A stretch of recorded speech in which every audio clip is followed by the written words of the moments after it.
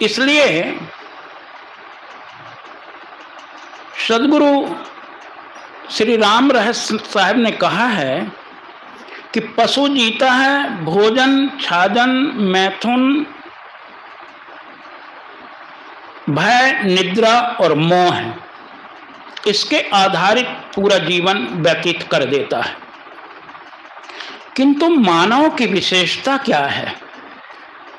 मानव की विशेषता है, मानव अपने जीवन में सदाचारी जीवन जी सकता है, संयमी जीवन जी सकता है और संयमी सदाचार जीवन जीते हुए परमार्थ के पथ को अग्रसर कर सकता है। इसलिए हमारे जितने भी महापुरुष हुए हैं, सभी महापुरुषों ने मानव जीवन की भूरी भूरी प्रशंसा की है। सदगुरु कबीर ने भी कहा, मानुष जन्म दुर्लभ है। मनुष्य का जीवन बहुत दुर्लभ बताया गया है। क्यों बताया गया है दुर्लभ? दुर्लभ का तात्पर्य है कठिन। क्यों बताया गया है? क्या कारण है? क्योंकि मानव प्राणी एक ऐसा प्राणी है जो भक्ति कर सकता है। इतर प्राणी भक्ति नहीं कर पाएंगे। कारण यद्यपि भक्ति शब्द भज सेवायाम धातु से निष्पत्ति होती है भक्ति शब्द की, जिसका तात्पर्य होता है सेवा करना। अब प्रश्न यह होता है, क्या पशु सेवा नहीं करता है? एक चिड़िया भी दाना चुग कर के लाती है और अपने बच्चे के मुंह में डाल देती है। वो भी तो एक सेवा है। सज्जनों, वास्तविकता ऐसा लगता है कि ये भी एक सेवा हो सकती है। पशु दूध देती है, गाय भैंस, बैल खेती आदि के काम आता है। क्या ये सेवाएं नहीं हैं? लेकिन वास्तविकता अगर विचार करके देखें तो इसे हम सेवा नहीं कह पाएंगे। भैंस गाय दूध देती नहीं हैं, उनसे दूध निकाला जाता है खिला पिला करके, या उनकी बहुत देखभाल करके दूध बढ़ा कर हम दूध निकाल लेते हैं। यद्यपि दूध बच्चों के लिए होता है, इसलिए बच्चों के लिए ही पर्याप्त होता, परंतु हम क्या करते हैं, उसको अधिक अधिक कुछ खिला करके अधिक दूध बढ़ा करके दूध ले लेते हैं। फिर भी वो देती नहीं, हम लेते हैं। बैल आदि के द्वारा हम लेते हैं सेवा, वो देना नहीं चाहता है, फिर भी लेते हैं। और यदि एक पक्षी, एक चिड़िया अपने बच्चे को भोजन कराती है तो वह कोई ये जान करके नहीं कि मैं भक्ति कर रही हूँ, ये भक्ति है भी नहीं। क्योंकि जहाँ मोह हो वहाँ भक्ति नहीं होती है। चिड़िया एक मोह के बस में आकर के अपने बच्चे को चुगत चुनाती है, और मोह के बस में आकर के इंसान भी अपने परिवार की, अपने बच्चों की सेवा कर देता है। कितनी माताओं के मुख से सुना जाता है, जब बच्चा बड़ा हो जाता है, माता पिता की आज्ञा के अनुसार नहीं चल पाता है, ना करने योग्य कर्मों को करता है, ना खाने योग्य खाद्य पदार्थों को खाता है, ना पीने योग्य पेय पदार्थों को लेता है, तो कितनी माताएं कहती, अगर ऐसे जानते तो तुम्हें सोरी में ही तुम्हारा गला घोंट देती। क्यों? क्योंकि स्वार्थ है।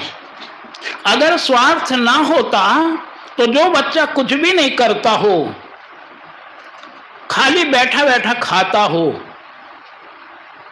उस बच्चा क्या आपको प्रिय होता है? कदापि नहीं होता है। इसलिए बच्चा यदि आपकी आज्ञा का पालन करता है, कमा कर के लाता है, तब आपको प्रिय होता है। इसलिए वहां भक्ति नहीं है। भक्ति का तात्पर्य होता है जहां कोई निष्काम कर्म हो। हाँ, किसी हद में ये ठीक है कि पशु किसी हद में मनुष्य से ज्यादा अच्छा है। गाय अपने बछड़े से मोह ज्यादा तब तक रखती है जब तक वह दूध पिलाती है। जब दूध पीना बछड़ा बंद कर देता है, दूसरा बछड़ा आ जाता है, वह उसके मोह से दूर हो जाती है। लेकिन मनुष्य एक गया गुजरा ऐसा प्राणी है कि जीवन पर्यंत वह अपने मोह को नहीं छोड़ पाता है। दूसरा तीसरा चौथा बच्चा क्यों ना हो जाए, बच्चे के बच्चे क्यों ना हो जाएं, लेकिन फिर भी उसका मोह नहीं हट पाता है। इसलिए सदगुरु ने कहा, मानुष जन्म चूकेऊ अपराधी। सदगुरु कबीर साहब कहते हैं, ये सौभाग्यवश बड़ी कठिनता से तो मिला, लेकिन हमने इसका दुरुपयोग किया और दुरुपयोग करने के कारण से हम इसके अपराधी हो गए हैं। अपराधी कौन होता है? जो अपराध करता है। तो हमने क्या कोई अपराध किया है जो सदगुरु कबीर हमें अपराधी कहते हैं? हाँ, अपराध किया है। क्या अपराध किया है? अपराध यह किया है कि हम मानव का जीवन तो मिला, किंतु हम मानव नहीं बन पाए। इंसान का जीवन तो मिला, हम इंसान नहीं बन पाए। इंसान कैसा बनना होता है? क्या मानव बनना अलग से कोई है? हम मानव का स्वरूप हमें मिला हुआ है, फिर भी हम मानव नहीं हैं। सदगुरु ने दो प्रकार के मानव बतलाए हैं, एक रूप मानुष और दूसरा गुण मानुष। रूप मानुष मानुष नहीं है। इसलिए सुंदरदास जी महाराज ने बड़ी सुंदर बात कही थी, देखन के नर दिसत हैं, पर लक्षण तो पशु के सब ही हैं। बोलत चालत पीवत खावत, वे घर वे बन जात सही हैं। प्रात गए रजनी फिर आवत, सुंदर यौन नित भार वही है। और तो लक्षण आए मिले सब, एक कमी सिर सींग नहीं है। और सारे लक्षण वही की वही, लेकिन कमी एक, सींग नहीं। लेकिन कोई बात नहीं, अगर सींग नहीं है तो क्या हुआ? गधे के कभी आपने सींग नहीं देखा होगा। कुत्ते के सींग, बिल्ली के सींग, तो क्या वो सींग ना होने से श्रेष्ठ हो पाएंगे? कदापि नहीं। इसी प्रकार से यदि हमें मानव का जीवन तो मिला, सींग पूंछ विहीन मानव का जीवन मिल गया, तो क्या हुआ यदि हम गुण से मानुष ना बन सके तो? और इसीलिए हमारे महापुरुषों ने कहा था, ब्रह्म विवर्त पुराण में एक बड़ा सुंदर श्लोक आता है, गुणः सर्वत्र पूज्यन्ते राजन, पितृवंशो निरर्थकः, वासुदेवम नमस्यन्ते वासुदेव न नमस्यते। ऋषि कहता है, गुण सर्वत्र पूज्यन्ते, हे राजन, गुण की पूजा होती है, रूप की पूजा नहीं होती। आपने देखा होगा हनुमान जी का चित्र इतना सुंदर नहीं है, क्योंकि पूरे शरीर में बाल बाल, बंदर जैसा मुख, लंबी लंबी पूंछ बना दी गई है। यद्यपि हनुमान जी की कोई पूंछ नहीं थी, ध्यान देना, हनुमान जी की कोई पूंछ नहीं है, हनुमान जी की पूंछ बना दी गई है। मैंने उस दिन भी निवेदन किया था, जिसके माता पिता की पूंछ ना हो तो बच्चे की पूंछ कहां से होगी? गाय बैल की पूंछ है तो बछड़े की भी पूंछ होती है। गाय बैल के सिर में सींग है तो बच्चे के भी सींग निकल आते हैं। लेकिन जिसके माता पिता की कोई पूंछ ना हो, भला उस बच्चे की पूंछ, हनुमान चालीसा में एक चौपाई आती है, शंकर सुवन केसरी नंदन, तेज प्रताप महाजगबंदन। शंकर का पुत्र। ध्यान देना, एक बात और बता देना चाहूंगा, आज कल के कुछ जगत गुरु कहलाने वाले इसको सुवन को बदल दिए हैं। क्या कर दिए हैं? समन। और एक ने तो कहा स्वयं, शंकर स्वयं केसरी नंदन। हो सकता है हमारी बाहर की आंखें बंद हों, लेकिन व्यक्ति की अंदर की आंखें भी बंद हो जाती हैं, और इसलिए व्यक्ति दूसरे की रचनाओं पर अपना एक अलग टिप्पणी कर बैठता है। और यही इसके साथ में हुआ है, इस चौपाई के साथ में। आजकल लोग स्वयं शब्द को जोड़ रहे हैं, यद्यपि सुवन शब्द ही है, लेकिन सुवन का तात्पर्य होता है पुत्र। पुत्र, शंकर जी का पुत्र। अच्छा, कभी आपने शंकर जी की पूंछ देखी आज तक? कहीं भी कोई ये नहीं बता पाएगा कि शंकर जी की पूंछ है। चाहे आप वेदों को उठाएं, शास्त्रों को, किसी भी जगह में आप बता लें, उपनिषदों को, इनमें तो ये चर्चा है ही नहीं। ज्यादा करके पुराणों में और मानस में ये चर्चाएं आई हैं, लेकिन मानसकार और ये सब इनकी पूंछ बतलाते हैं, पर वास्तविक पूंछ नहीं। पूंछ में एक बिंदी जोड़ दी गई, अर्धकार जोड़ दिया गया और पूंछ बना दी गई है। अंजना की कोई पूंछ नहीं है। तो जब अंजना की पूंछ नहीं, शंकर जी की पूंछ नहीं, हनुमान जी की पूंछ कहां से आ गई? कितना अर्थ का अनर्थ कर देते हैं शास्त्रकार। क्योंकि अर्थ करने के लिए भी 3 शक्तियों की जरूरत पड़ती है, अभिधा शक्ति, लक्षण शक्ति और व्यंजना शक्ति। यदि हम अभिधा शक्ति का अर्थ ले जाके लक्षण शक्ति में करें या व्यंजना शक्ति में करें तो अर्थ का अनर्थ होगा। और इसी प्रकार अर्थ का अनर्थ मानस में बहुत जगह हुआ है। हमारे पुराण काल भी अर्थ का अनर्थ इसीलिए करते आए हैं। इसलिए हमें विवेक करने की बड़ी आवश्यकता है। कहीं कहीं लक्षणावृत्ति का अर्थ अभिधा में लगा दिया है। हनुमान जी ने सूर्य को निगल लिया। वैज्ञानिक कहते हैं कि पृथ्वी से 13 लाख बड़ा सूर्य है, वह कैसे निगल लिया भला? विचार करें। क्योंकि पृथ्वी में जन्मने वाला व्यक्ति का शरीर छोटा होगा और शरीर से मुख और छोटा, फिर इतने बड़ा सूर्य को कैसे निगल गया होगा? और आश्चर्य एक बात की और है, वह यह है कि संपाति जटायु का भाई एक बार सूर्य के पास में जाता है, आधी दूर तक जाता है और जाते जाते उसके पंख झुलस जाते हैं, वो जमीन में गिरता और पड़ा रह जाता है समुद्र के किनारे। हनुमान जी का मुंह नहीं जला। वैज्ञानिकों ने सिद्ध किया है कि अग्नि का गोला समुद्र है, सूर्य है। अग्नि का गोला होते हुए क्या कोई व्यक्ति इसको निगल सकता है? लक्षणावृत्ति का अर्थ था, इसमें लोगों ने अभिधा कर दिया है। उसी मानस में एक हनुमान चालीसा में एक चौपाई आती है, आपन तेज सम्हारो आपे और तीनों लोक हाँकते कापे। तेज क्या है? अग्नि का रूप ही तेज है।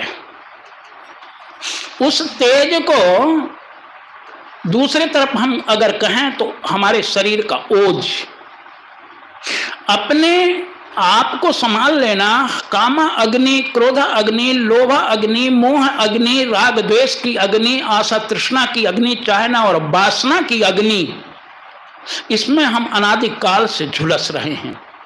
और इन अग्नियों को अपने आप में संभाल लें तो क्या होगा, हमारे शरीर में एक ओज होता है, एक तेज होता है। उस तेज को संभाल लेना ही सूर्य को निगलना है। लेकिन ऐसा अर्थ ना करते हुए हम दूसरा अर्थ कर देते हैं। बड़ा आश्चर्य है, हनुमान जी को बंदर कहना, वो कोई बंदर नहीं थे। महाराष्ट्र में अगर जाइए, मैं इधर महाराष्ट्र में गया हिंगन घाट की तरफ में, वहाँ पर बांडरे गोत्र के व्यक्ति अभी हैं जो अपना गोत्र बांडरे लिखते हैं। बंदर का बना असभ्य बांडरे का हो गया है, लेकिन वास्तविकता वो बंदर गोत्र ही थे। अभी भी कई लोग ऐसे हैं जिनके गोत्र भेड़िया है, बाघ है, हाथी है, ये गोत्र के व्यक्ति अभी मिलते हैं। कुछ दिन पूर्व में बिहार के वन मंत्री थे झुम्मक लाल भेड़िया। क्या वो बकरी खाने वाले भेड़िया थे? लेकिन हाँ, उसको क्या कहा गया? भेड़िया। नामदेव बाघ, मनसुखलाल हाथी, ये सब क्या है? ये सब लोगों के गोत्र थे। लेकिन इन गोत्रों को हमने एक दूसरा रूप दे दिया। विचार करें, हनुमान को बंदर, नल नील बाली सुग्रीव को बंदर बता दिया गया। लेकिन उसी मानस में कार ने जब रामायण में ये इनका सीन दिखाया तो क्या दिखाया था? तारा को, रूमा को, मंदोदरी को, जामवंती को क्या दिखाया? इनको रीछ दिखाया? बानर दिखाया क्या?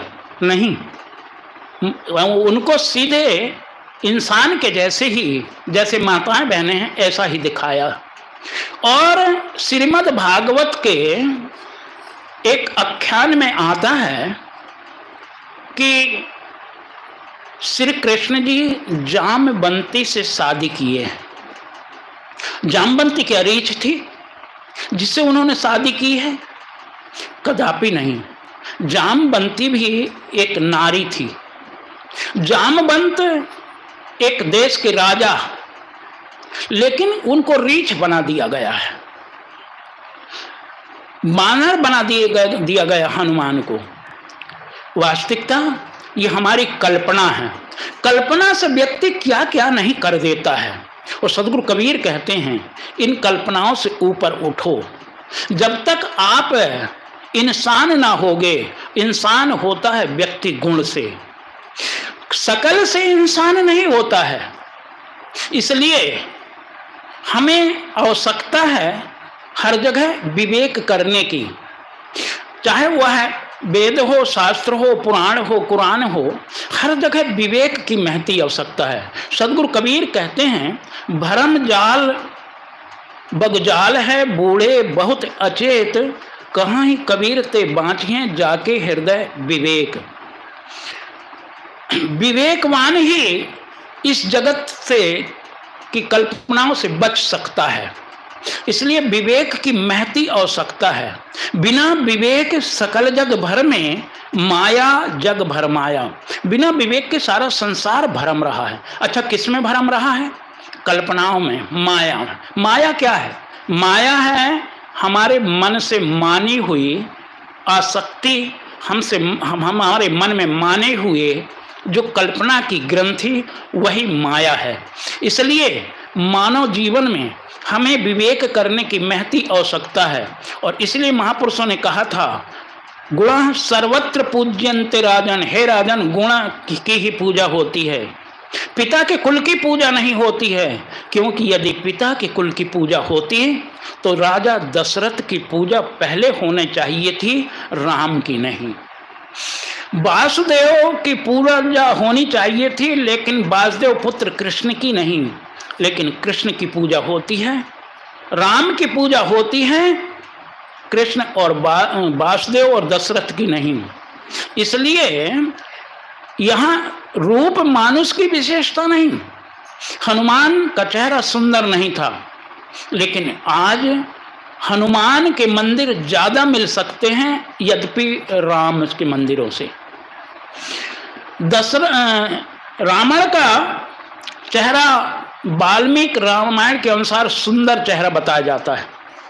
रावण का बहुत सुंदर चेहरा है। लेकिन यदि आज कहा जाए किसी व्यक्ति को तुम अपने पुत्र का नाम रावण रख लो, क्या स्वीकार करेगा? कदापि नहीं। नाम दोनों को है, राम का भी और रावण का भी। जब राम का नाम लिया जाता है हमारा सीना चौड़ा हो जाता है, श्रद्धा से भर जाता है। लेकिन जब रावण का नाम लिया जाता है, यद्यपि दोनों की राशियां एक हैं, एक राशि होते हुए भी एक का नाम लेने से नाक भौंस कोड़ लेता है आदमी, और दूसरे का नाम लेने से उसका हृदय सीना श्रद्धा से भर जाता है। क्यों? क्या कारण है? यह है केवल गुण का कारण है।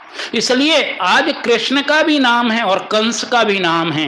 कृष्ण का नाम जब लिया जाता है आदर युक्त लिया जाता है, कंस का नाम जब लेते हैं तो हृदय ग्लानि से भर जाता है। आज दुर्योधन और पांडव, युधिष्ठिर आदि सभी हैं का नाम लिया जाता है, लेकिन दोनों के नाम लेने में बड़ा अंतर हो जाता है।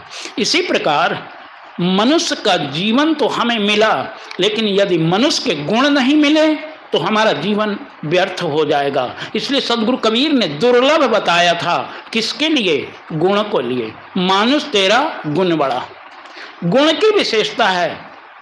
यहाँ शरीर की विशेषता नहीं है, बलवान खूब हो जाए शरीर, कोई विशेषता नहीं। कितना ही आदमी थोड़ा सा ताकत हो जाता, आम में फूल जाता। क्या समझता हूँ तुम्हारे जैसे दो चार को मसल के रख दूंगा। लेकिन विचार करिए, अगर तुम्हें दस्त की शिकायत हो जाए, पैचिस पड़ जाए, 10-20 बार दस्त जाना पड़े।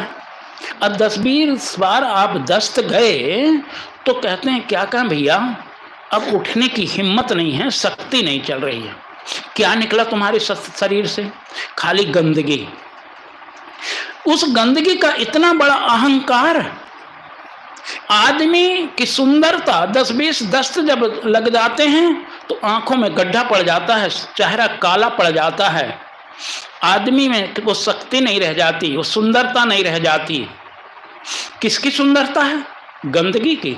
और जिस गंदगी पर व्यक्ति अहम करने लग जाए, अहंकार करने लग जाए, तो भला विचार करे कि वह व्यक्ति कितना बुद्धिमान होगा जो इस प्रकार की गंदगी पर भी अहम करता हो। अहंकार करने के योग है ही कहाँ। इसलिए व्यक्ति अहम भूल जाता है। व्यक्ति भूल जाता है मैं बहुत विद्वान हूँ। किस चीज की विद्वान हूँ? 4 अक्षर अगर सीख लिया, थोड़ा बोलना आ गया, विद्वता हो गई। ये कोई विद्वता नहीं है। विद्वता हो तब है जब आप अपने जीवन में उतार लें। कहनता तो बहुते मिला, गहनता मिला न कोई, सो कहनता वह जान दे जो न गहनता होए। सदगुरु कहते हैं कहने की विशेषता नहीं है, विशेषता है रहने की। जैसी कहे करे जो तैसी, राग द्वेष निर्वारे, तामे घटे बढ़े रतियो नहीं, यह विधि आप समारे। इसलिए महापुरुष कहते हैं देख कर मत रीझना, देख कर मत रीझना इस ऊपर की सफाई पर, और बर्क चांदी का मढ़ा है गोबर की मिठाई पर। इसलिए ये बाहर का सुंदर चाम, बाहर अंदर में क्या है? इस चमड़ी को छील करके देखो, रक्त और मांस, मक्खी भिनभिनाने लग जाएंगी, फिर भी इस शरीर का इतना गर्व है, इतना अहंकार। इसलिए अहंकार करें भी किसका? अहंकार कोई करने के लायक चीज ही नहीं है। मान लो आप धन का अहंकार करते हैं तो धन भी तुम्हारे पास रहने वाला नहीं। इसलिए महापुरुषों ने कहा था जिमी के जर इकट्ठे कर, सभी दुनिया के मालिक थे, सिकंदर जब चला दुनिया से दोनों हाथ खाली थे। सज्जनों विचार करिए, क्या धन हमारे साथ में जाएगा? कमा लो चाहे जितने तुम हीरे और मोती, कमा लो चाहे जितने तुम हीरे और मोती, पर याद रखना चलते समय कफन में जेब नहीं होती। इसलिए किस चीज का अहंकार? ना तन तुम्हारे साथ जाना है, ना धन तुम्हारे साथ जाना है, ना परिवार तुम्हारे साथ जाना है। इसलिए हम अहंकार किसका करें? थोड़ा सा जीवन है और इस थोड़े से जीवन में हम इतना अहंकार कर लेते हैं जिसकी सीमा नहीं। विचार करो, श्री कृष्ण जी ने गीता में कहा अहंकारम बलम दर्पम कामम क्रोधम च संस्थितः यहन्ते काम भोगार्थ मन्या एनार्थ संच्यान। सज्जनों, ये मानव का जीवन बड़े सौभाग्य से प्राप्त हुआ और इसलिए मानसकार ने 3 विशेषता बताई थी। मानसकार गोस्वामी जी महाराज 3 विशेषता हमें बताते हैं। कौन कौन सी विशेषता? 3 बड़े भाग्य हैं। कौन कौन से 3 बड़े भाग हैं? पहला, सभी जानते हैं, ये मानसकार गोस्वामी जी ने लिखा है, बड़े भाग्य मानुस्तन पावा। सुर दुर्लभ, देवताओं को भी दुर्लभ है ये। अच्छा भाई, देवताओं को दुर्लभ क्यों है? क्या कारण है कि देवता भी इसके लिए पश्चाताप करते हैं, एक बार यदि मनुष्य का जीवन मिल जाए हम देवता न बने।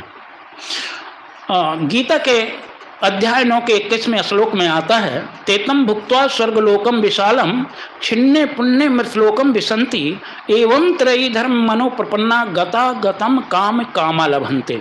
देवता लोग स्वर्ग में रहते हैं, पर कब तक रहते हैं? जब तक उनके पुण्य अर्जित हो रहते हैं। पुण्य समाप्त होते ही वो क्या किए जाते हैं? पुनः मृत्यु में ढकेल दिए, हमारे मृत्युलोक में ढकेल दिए जाते हैं। तो एक कवि हृदय का व्यक्ति जंगल से जा रहा था और जंगल से जाते जाते वो देखता है, बसंत ऋतु थी, पलाश के फूल बहुत फूले हुए थे, लेकिन फूल करके वो नीचे गिर गए थे, सूख चुके थे। वह कवि हृदय था, इसलिए वो लिखता है, जब तुम्हारी ये दशा है ये सूखे सुमन, कौन पूछेगा भला हम मनुज निसार को। ये मनुष्य को क्या विशेषता है? वास्तविकता मानव की विशेषता है। इसमें दूसरी चौपाई में स्पष्ट कर दिए हैं मानसकार गोस्वामी जी महाराज ने। क्या कहा दूसरी चौपाई में? बड़े भाग्य पाइए सत्संगा और बिना ही प्रयास हो ही भव भंगा। बड़े भाग से सत्संग मिलता है और ये सत्संग को बड़े भाग कहा। क्यों बड़े भाग कहा है? कि बिना ही प्रयास हो ही भव भंगा। आवागमन कर रहे हैं चक्र के लिए, नष्ट करने के लिए कोई प्रयास करने की जरूरत नहीं, यदि आप सत्संग करते रहें तो।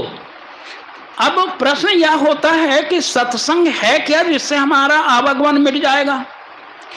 सज्जनों, ये जो हम आप अभी कह रहे हैं, सुन रहे हैं, क्या यही सत्संग है?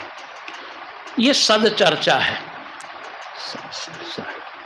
इसे हम सत्संग नहीं कह सकेंगे, सदचर्चा है ये। सत्संग क्या होगा?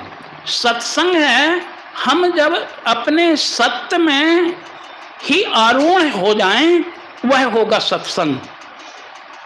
सत्य हमारा अपना स्वरूप है और अपने स्वरूप में हम आरूढ़ हो जाएं, स्वरूप में स्थित हो जाएं, वह सत्संग होगा। इसलिए मानसकार ने लिखा, बड़े भाग पाइए सत्संगा बिना ही प्रयास हो ही भव भंगा। और तीसरा बड़ा भाग और बताया। वो बड़ा भाग्य क्या है? तो मानसकार गोस्वामी जी लिखते हैं, आत्म अनुभव सो सुप्रकाशु और बड़े भाग्य आ वहीं ऊर्जासु। आत्मा का अनुभव, आत्मा अपना स्वरूप चैतन्य स्वयं है, उसका अनुभव हो जाना। कभी कभी कुछ लोग कहते हैं, क्या आत्मा को किसी ने देखा है? सज्जनों, देखते तो सब हैं, लेकिन देखते हुए भी अनदेखा कर देते हैं। कैसे कर देते हैं?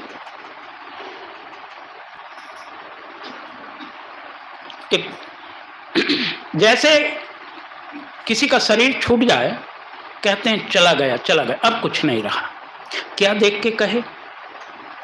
कुछ तो देखा है, उसमें हलचल नहीं हो रही है, क्रियाएं नहीं हो रही हैं, अच्छा चला गया तो क्या चला गया भाई? आंख भी यहीं, कान भी यहीं, सारी इंद्रियां यहीं, शरीर यहीं, फिर चला क्या गया? जो कहते हैं चला गया चला गया, उसी का नाम आत्मा है।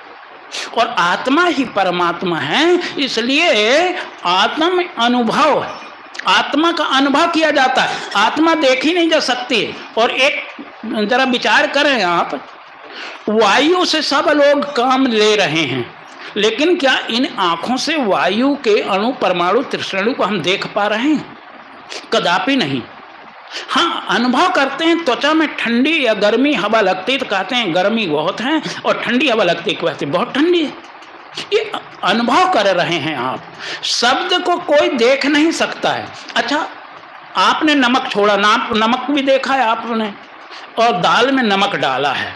अब दाल में नमक छोड़ देने के पश्चात में उस दाल को आप कहते हैं जरा देखो तो इसमें नमक कैसा है, कम है या ज़्यादा? तो क्या आप आंख से देख करके बता पाएंगे? कदापि नहीं बता पाएंगे। आपकी जिह्वा ये बताएगी कि नमक कम है या ज़्यादा। देखना धर्म किसका है? आंख का। जिह्वा का धर्म देखना नहीं है, कान का धर्म देखना नहीं है, नासिका का धर्म देखना नहीं है। लेकिन फिर भी हम क्या कहते हैं, जरा देखो एक कितना सुगंधित फूल है, ये क्या है? लक्षणावृत्ति है। और लक्षणावृत्ति से हम उस बात को सिद्ध करते हैं। तो देखा हर चीजें नहीं जा सकती है। इसी प्रकार आत्मा का अनुभव होता है, आत्मा देखी नहीं जा सकती। इसलिए मानसकार गोस्वामी जी ने कहा, आत्म अनुभव सो सुप्रकाशु, बड़े भाग आवहीं ऊर्जासु। उनका बड़ा भाग्य है जो ये अनुभव को अपने हृदय में कर लें, उनका बड़ा भाग्य है। मैं अपने मूल स्थान पर आऊं, अधिक न बढ़ाऊं क्योंकि समय अल्प है। मैं कह रहा था, हमारा जीवन दो केंद्र बिंदु के बीच का जो मार्ग है, जो यात्रा है, वह जीवन कहलाता है। एक केंद्र बिंदु है जीवन, जन्म, और दूसरा केंद्र बिंदु है मृत्यु। वास्तविकता जीवन में हर कोई व्यक्ति स्वप्न को ही अपना मान लिया है, पर गुरुदेव कहते हैं आंख खुली सपना गया, आंख खुली सपना गया, आंख मुंदी तो अपना गया। एक तरफ आंख खुलना है, स्वप्न टूट जाएगा, दूसरे तरफ आंख बंद होना है, आंख बंद हुई तो अपना गया। अपना क्या गया? ये शरीर अपना नहीं, परिवार अपना नहीं, धन द्रव्य अपना नहीं, क्योंकि ये कोई भी साथ में जाते नहीं, इसलिए ये अपना नहीं है। इसलिए हमें अपने आप में आना होगा।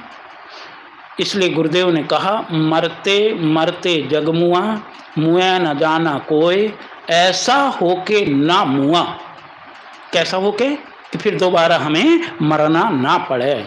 संभव है कि आपने अगर जन्म लिया है तो आपका मरना निश्चित है, इसमें दो राय नहीं। लेकिन यदि आप ऐसा हो कि मरते हैं तो फिर दोबारा जन्म होना संभव नहीं है। इसलिए सद्गुरु ने इसमें कहा, मैंने उठाया था कि हमारा जीवन दो केंद्र बिंदुओं के बीच की यात्रा जीवन कहलाता है।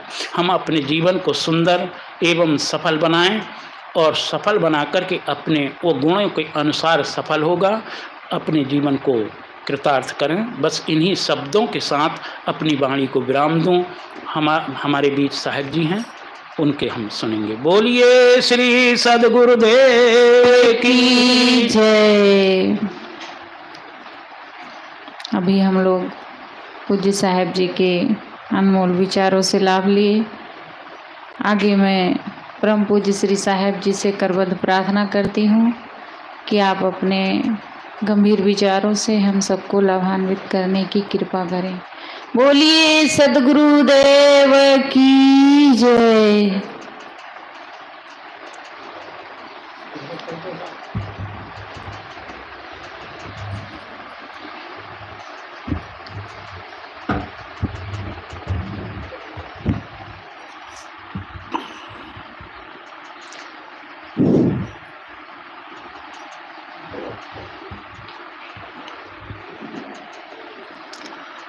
बोलिए श्री सद्गुरुदेव की, संत समाज की, आज के आनंद की। बंदों श्री गुरु पद कमल, हरण विघ्न त्रैताप, जन्म मरण कलिमल हरण, करन नाश रुज पाप। आदिदेव सद्गुरु नमो, प्रेम भक्ति उर्धार, दीन जानि संशय हरो, सत्य लखा बहु सार। इस सत्संग का दूसरा दिन का दूसरा सत्र है। इस आयोजन में उपस्थित वंदनीय संत गुरुजन, परमार्थ साधना में लगी हुई साध्वी बहनें, धर्म परमार्थ प्रेमी सज्जनों, माताएं, अभी आप साहब जी के द्वारा बड़े सुंदर विचार सुन रहे थे। मैं भी अपने विचार अपनों के सामने रखूं, इसके पहले एक छोटा सा पद गा लूं। बन सके आप लोग भी दोहरा दीजिए, नहीं तो सुनिए, पद बड़ा सुंदर है।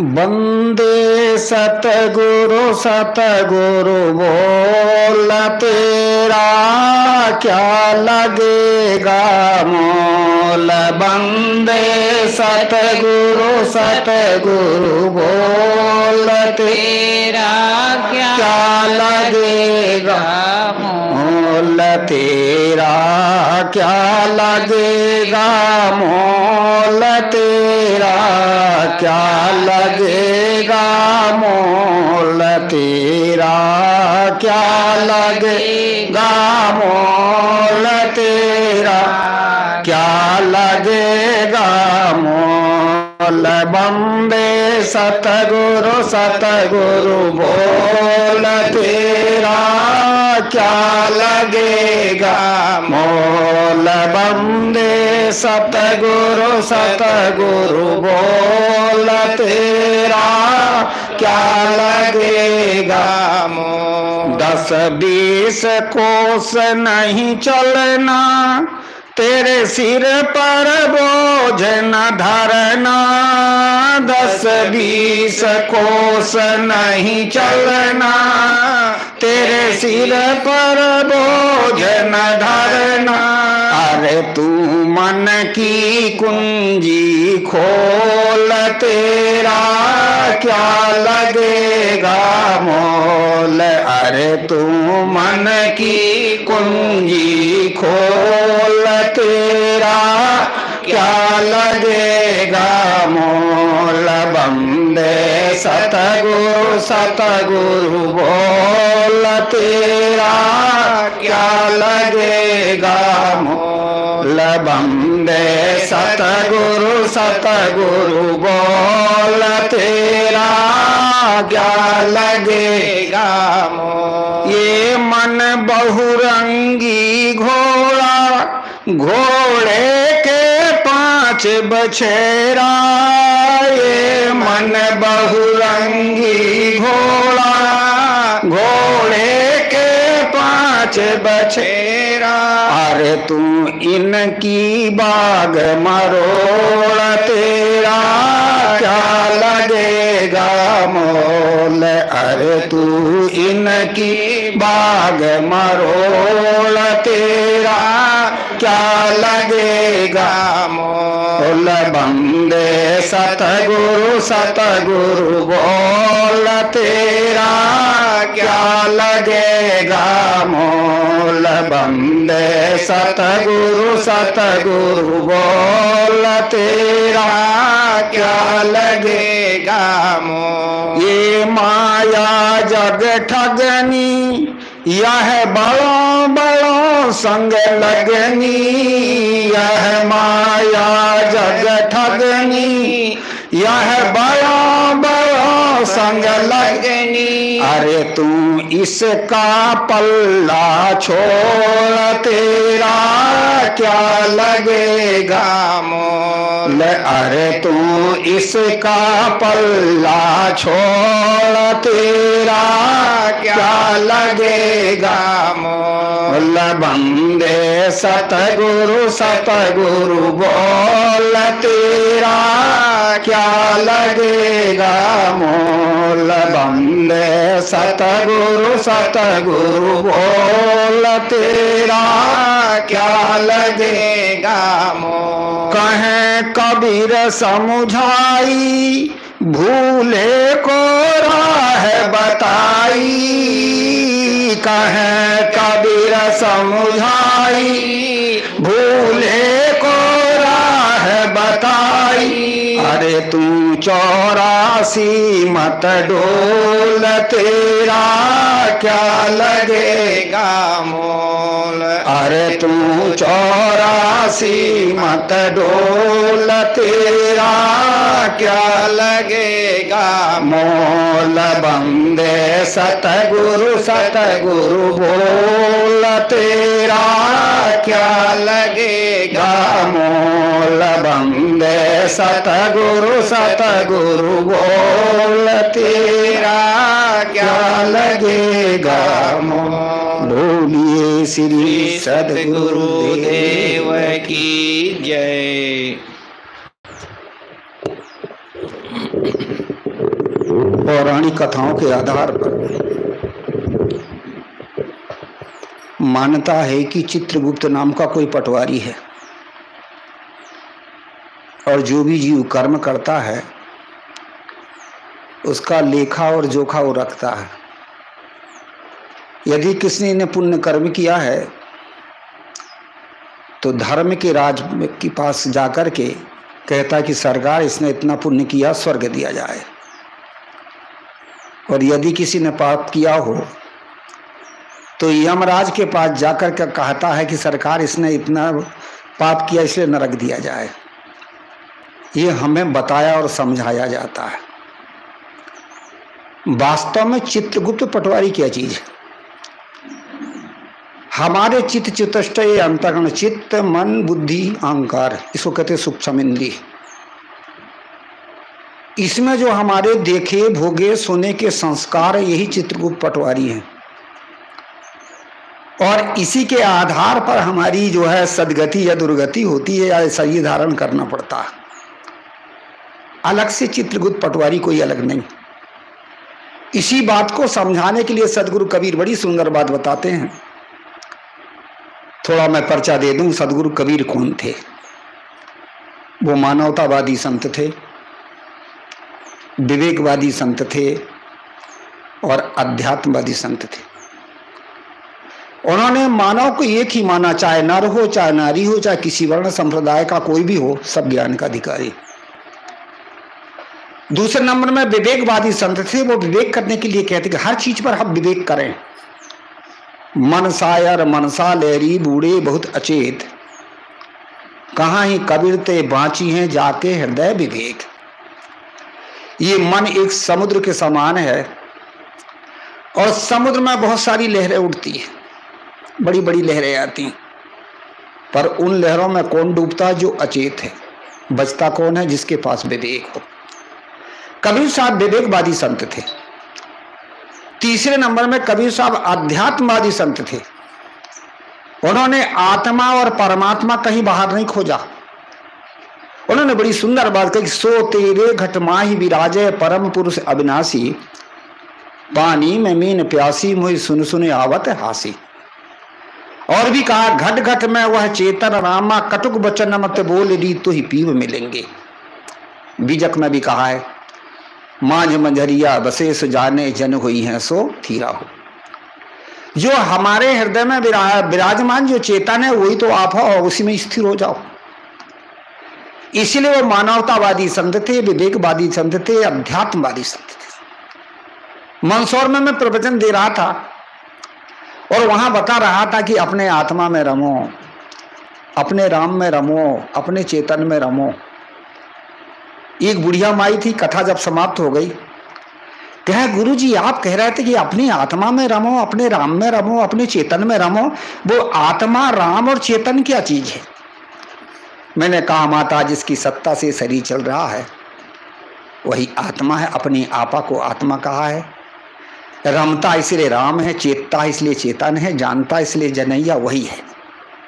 कहा गुरुजी समझ में आ गई, पर अब रमे कैसे, ठहरे कैसे? मैंने सोचा बेचारी अब देहात की बुढ़िया है, मोटे दिमाग वाली, गंभीर प्रसंगों से समझाऊं तो नहीं समझेगी। जहां ये जिंदगी जी रही है उसी आधार पर चर्चा करूं। मैंने पूछा माई बहुएं कितनी हैं? क्या 5। उनका बहुत बढ़िया। कैसी हैं? कहा महाराज बड़ी हरामजादी, इनका गड़बड़ हो गया, अपने राम में नहीं रमे। हम यहां बहकते हैं, कहां रमे? आदमी बहकता है, इसलिए हम अपने में नहीं ठहर पाते। सदगुरु कबीर साहब अध्यात्मवादी संत थे। उन्होंने कहा कहीं और जाना नहीं, अपने में ठहरना है, यही राम में रमना, अपने में ठहरना।